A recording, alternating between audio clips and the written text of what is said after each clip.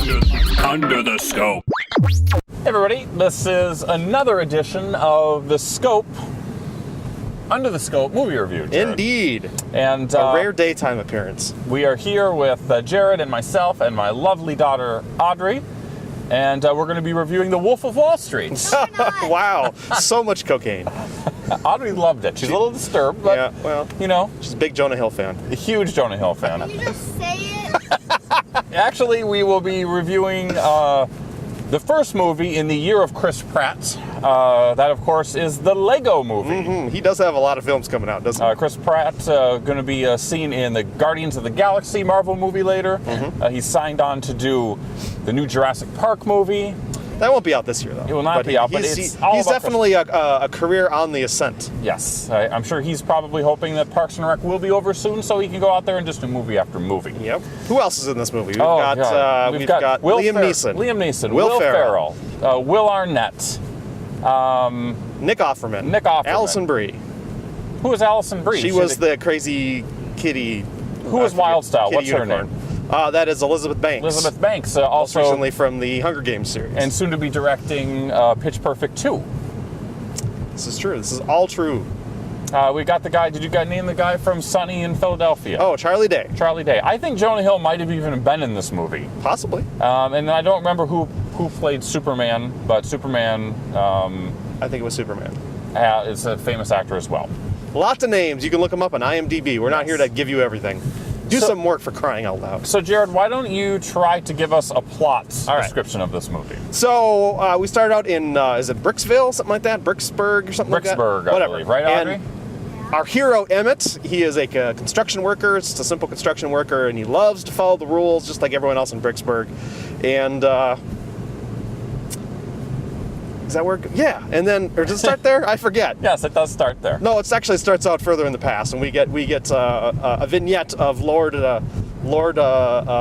President Lord Business. I'm President Business. Lord Business and Vitruvius, the wizard, who's played by Morgan Freeman, who we forgot to mention. Yep. And it turns out that Lord Business has taken over the world, but not before vanquishing Vitruvius. But Vitruvius says there is a prophecy that what's the Emmett, but what's the name? The special. The special. The special will find the piece de resistance. We'll find the piece of resistance yes. that will save the world. So, of course, at some point, Emmett stumbles upon this piece and he meets up with Wild Style, who's Elizabeth Banks' character, and a larger world is revealed to Emmett. And it turns out there are all kinds of different Lego zones.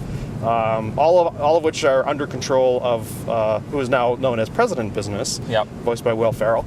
But apparently there is a select group of people called Master Builders who are interested in maybe getting out from under the rule of President Business. Yes, indeed. And the piece of resistance and the special are apparently very key to this. And so our hero's journey begins. Yeah. I mean, it's very much it's the hero's tale yes. that you've seen in Star Wars. You've seen it in The Matrix. I mean, they're directly ripping off from those. Well, and to be fair, those stories are ripping off from the classic hero's tale. But of course, I got a very much a Matrix vibe from this. There's a lot of things that were very much like Neo, sort of discovering his abilities. So yeah. And Chris Pratt as Emmett is a completely hopeless loser who's not really he's not notable. None of his Lego friends, even in the world where everybody does the same thing, he is a nobody. He's a nobody, but then they think he's the special, but then he doesn't exhibit any special abilities, so then now he's back to being a nobody, but he needs to blaze his own trail. Exactly. And so essentially the story is Emmett and his gang of merrymakers trying to stop President Business. We meet up with, obviously, we get Wild Style. We meet up with Vitruvius again. We hook up with Batman. We pick up the crazy Princess Kitty Unicorn, whatever her name was. Yes. And an 80s space dude who was my favorite, of course, because when I got into Legos, the space stuff was my jam. That's what I had too. I had that exact Lego action figure. And I'm pretty sure I had some with where the decal was rubbed off and the little chin part of the helmet had cracked, just like in the movie. So for me, that was my favorite nostalgia piece. There you go. So Audrey, we're going to get into the review part now. What did you think of this film? Good, huh? Why don't you lean in a little bit, honey? You were so excited to get on camera. You wanted to talk about this. Did you find it funny, or did you just find it cool to look at? Did you understand what was going on?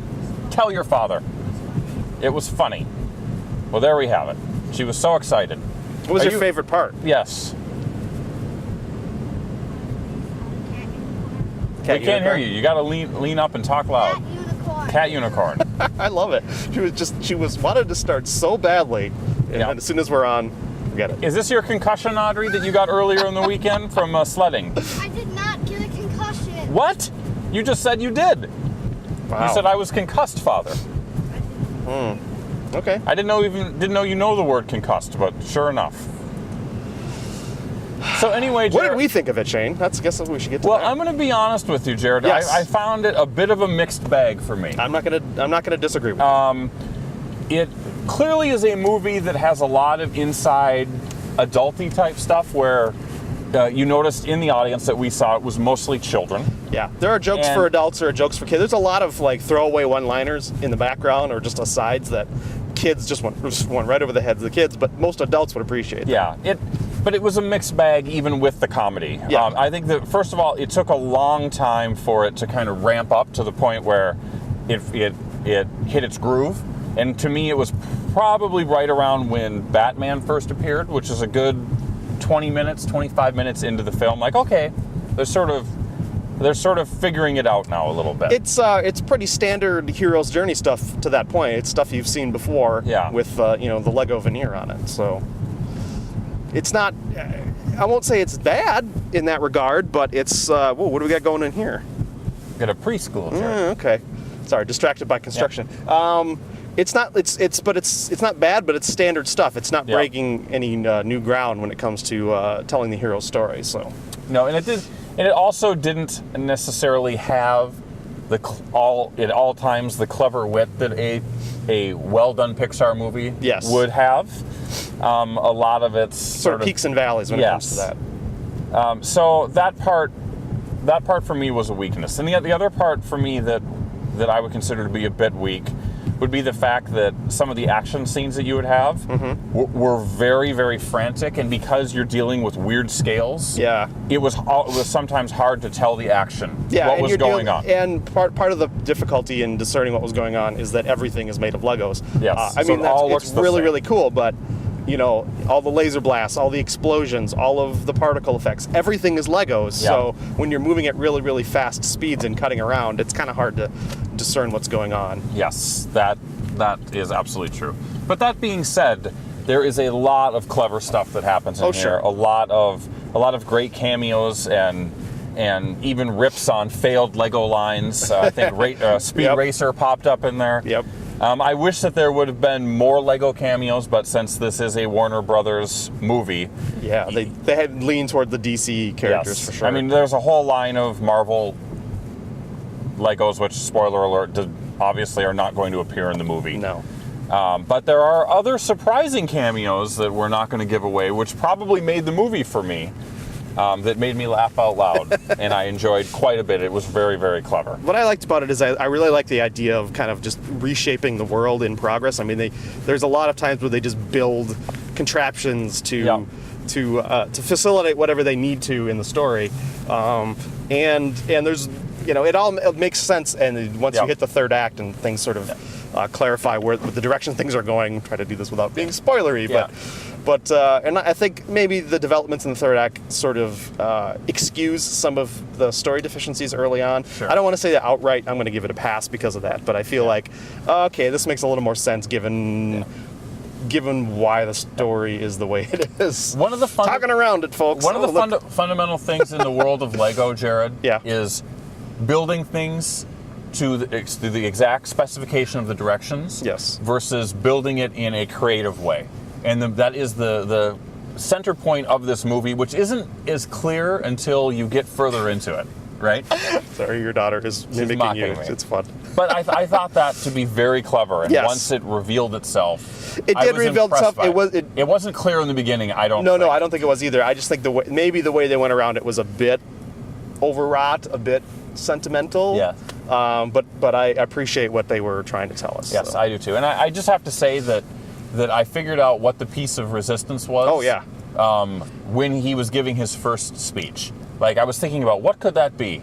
Figured that out pretty early. And then I knew what it was. I figured that out pretty early, and I figured out what the turn was going to be pretty quickly as well. Yeah, so... Which doesn't make it bad. It's just, kids will never see it coming. Yeah. Adults will probably be a little more savvy and kind of figure out, oh, this is where it's going to go. So. And they actually set it up for a sequel, which was very clever, and it made me laugh. And there's a lot of stuff they could actually do with this film. If they were to do it. And the movie is, we're seeing this on a Sunday of the opening weekend. The movie's going to do very, very well. It's going to be one of the biggest openings of all time for an animated film, at least this time of year. No doubt. So I completely expect there to be more. And hopefully with the success, they will be able to encapsulate and pull in more Lego lines and make it more about the Lego rather than the license. Look, I just want more 80s space stuff. That's all I care about. There we go.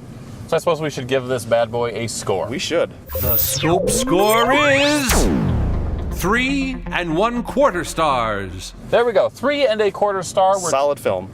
Kids will love it. Carrie.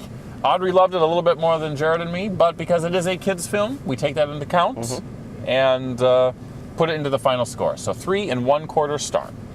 So Audrey, do you have anything to say before we wrap it up? No. Wow. Thanks for participating. Thank you very much. Well, we'll get your participation. She's gone monosyllabic on us. Well, Jared, Audrey, and my recreation of a My Two Dads episode is over. So for I don't even know the other two actors. Me being Paul Reiser. I don't know who played the other guy. The guy for BJ and the Bear. Yeah, the guy, he had a beard, so I'm him. If Carrie were here, she would tell us what it is. Probably, but she is not. Look it up. My Two Dads. So there we go, guys. Another Under the Scope movie review over. Make sure you like us, you subscribe, share it with a friend, do all that stuff. Thank you very much. So until next time, later. I'm done with Shane Christel. It's over. Good. It's over. See you never. Bye. Ladies and gentlemen, we find ourselves once again at the end. I hope you've enjoyed our time together. I know I have. Fear not, Scope faithful. Days shall pass as if they were but a moment, and Jared, Adam, and Shane will return with another thrilling episode. Until then, send your comments to comments@thescopeshow.com or leave a voicemail message by dialing 612-21-SCOPE. That's 612-217-2673. Thanks for listening, faithful fans. This is Tony Partington saying arrivederci. Tune in next time to another terrific edition of The Scope.